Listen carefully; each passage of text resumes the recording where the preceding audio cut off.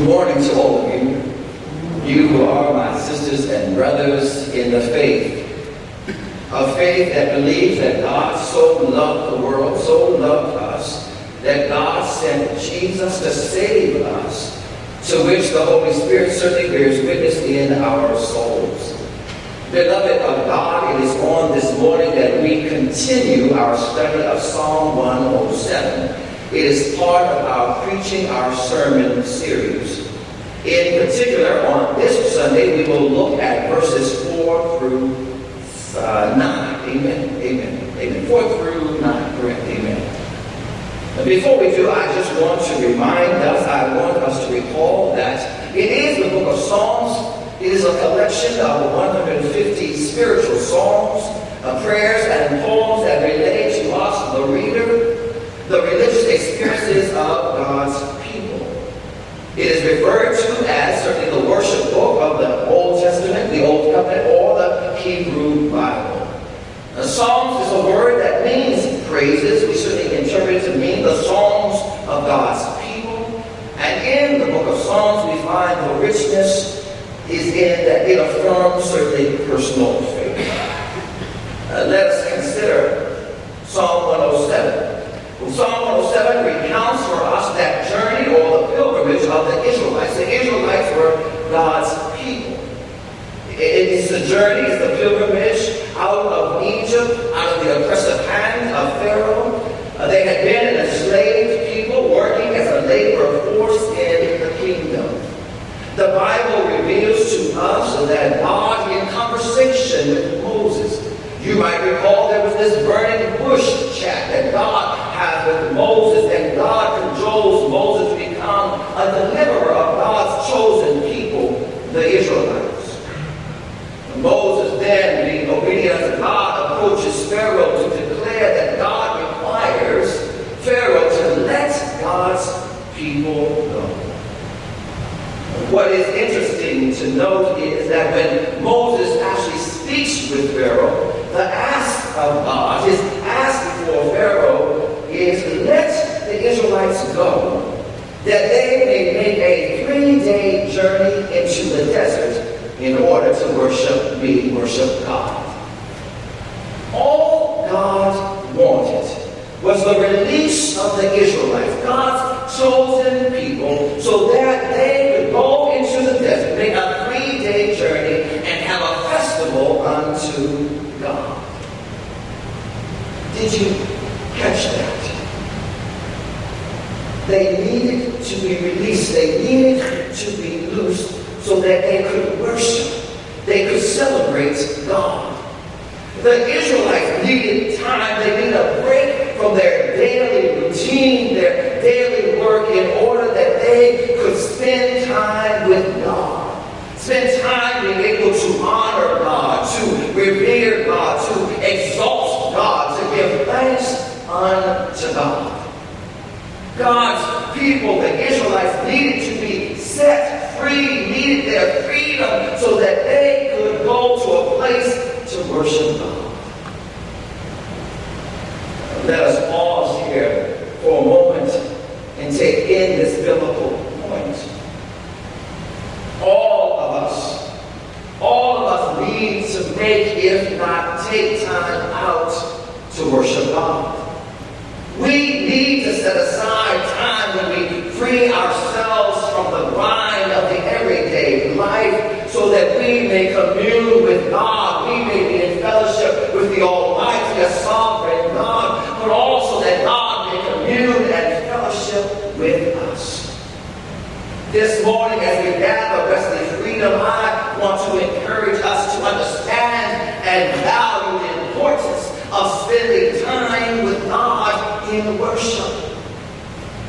We can't live our lives allowing the pharaohs of life to so consume us that they rob us from worship of God.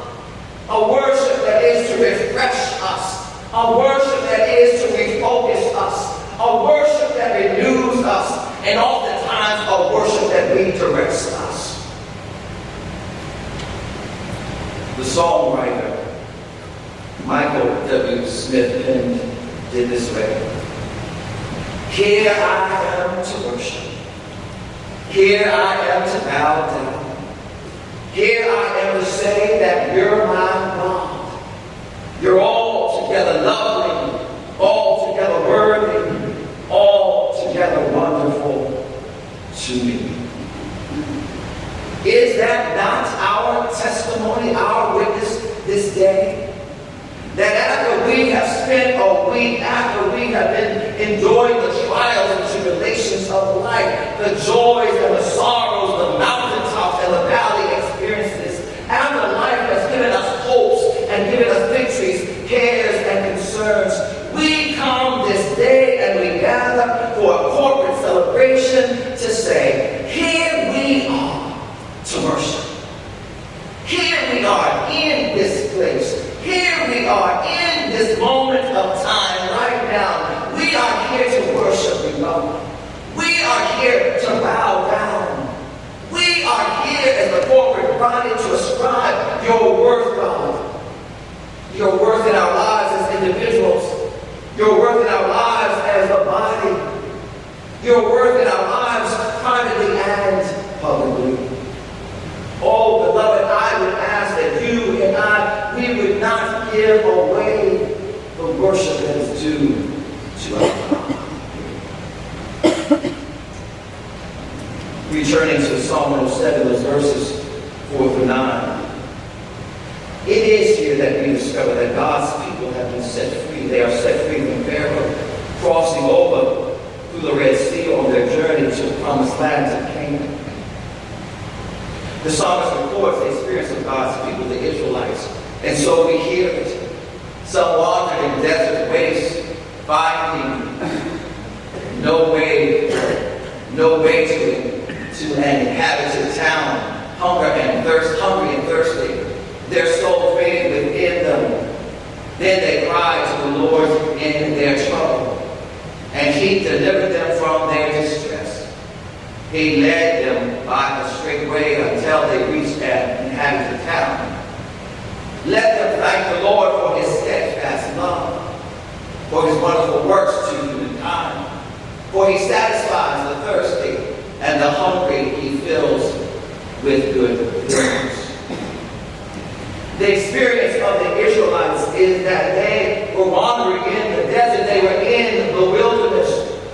We understand by the scholars how they murmured and they grumbled against Moses for bringing them out of Egypt. Yes, they were in Egypt. They were oppressed, but bringing them out to this barren land of a desert. They wanted to cry out, we do not have the provisions that we need.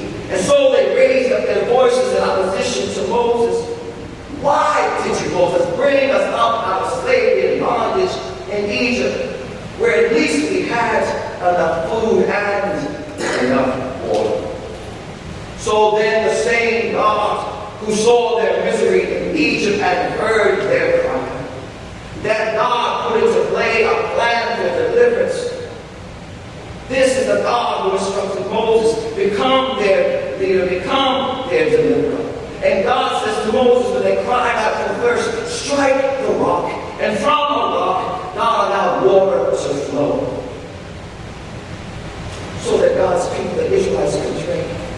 That same God also provided manna and quail that was provided daily so that God's people, though a hungry people, would know that their daily provision was being provided along their journey, along their pilgrimage, until they entered the Canaan land, the promised land. Between these verses of 4 and 7, this particular portion of the scripture recalls that journey. It's retold. And then we get to verses 8 and 9.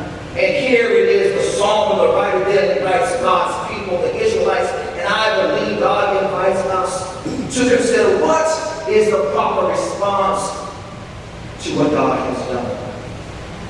When the psalmist cries out that all of humanity should praise God for what? What? God's goodness, as verse 8 talks about. God's wonderful works, as verse 8 talks about. A God who satisfies the longing of the soul, satisfying our thirst and filling us our hunger with good things, as verse 9 relates to us. Again, the writer of Psalm Psalm 107 sets the stage, provides the backdrop of the Israelites' history, but then commands them to praise, give thanks, and worship God in light of all that God has done for them.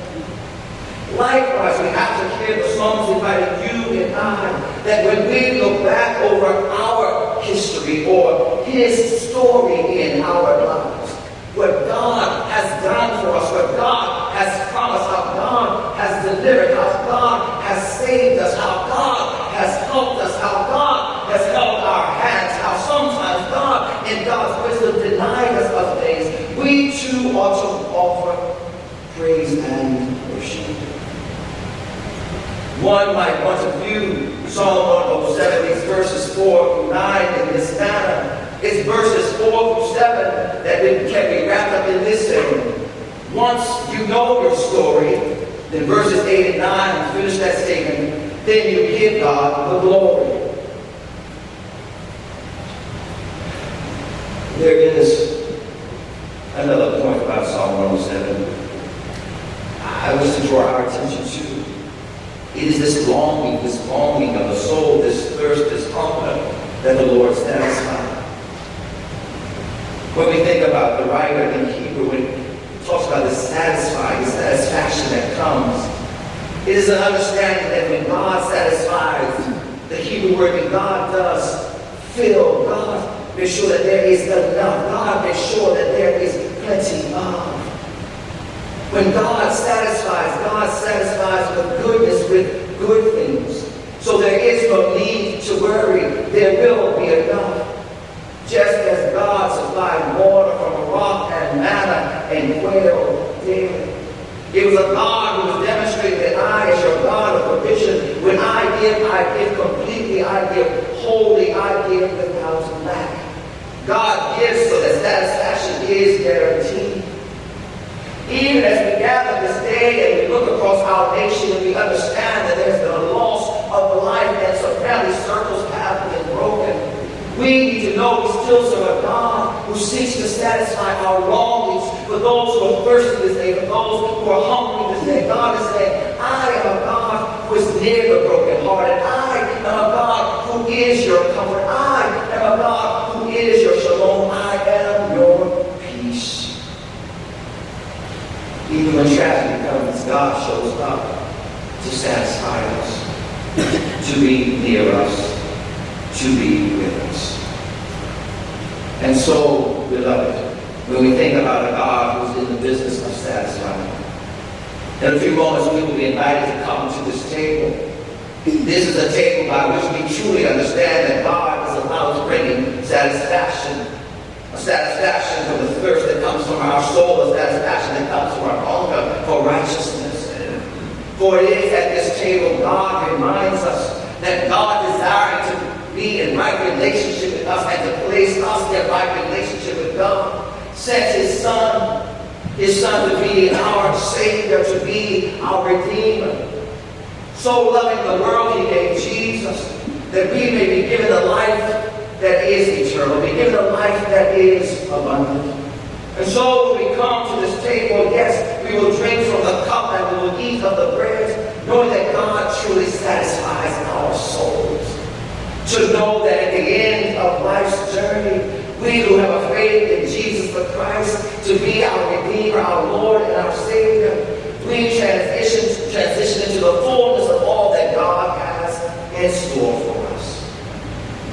And so I invite you, if we are to think about what God has done, our appropriate response will be to give God thanks, give God praise, and give God worship. And so, beloved, who gather Sunday after Sunday in Wesley Freedom, let us always come ready to give God our worship. For when we think about what God has been doing all week, long to satisfy us, to bring us through another 7 days, we need to come to a place and create a space where we say thank you. A space where we come to say, God, I bless you for satisfying the thirst and the hunger that I have. Will you pray?